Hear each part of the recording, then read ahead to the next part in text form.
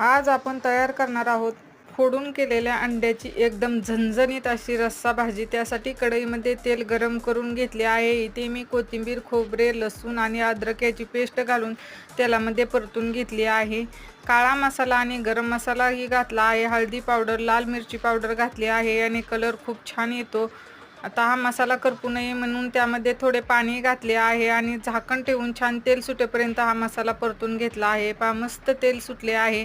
आता आपण यामध्ये गरम पाणी घालून घेऊया आणि चवीपुरते मीठ टाकून उकळ येऊ देऊया। इथे मी गावरान अंडी घेतली आहेत, 6 अंडी घेतली आहेत। उकळ आल्यानंतर अंडी यामध्ये फोडून घालूया। ही अंडी सर्व एका ठिकाणी घालायची नाहीत, वेगवेगळ्या ठिकाणी घालून घ्यायची आहेत आणि 5 मिनिटं अशीच शिजू द्यायची आहेत, लगेचच पलटी मारायची नाहीत। आता दोन्ही साईडने 5-5 मिनिटं ही अंडी शिजवून घेऊया। हे पहा, तुमच्या घरी जर कोण अचानक पाहुणे आले तर तुम्ही पटकन ही अंड्याची रस्सा भाजी तयार करू शकता।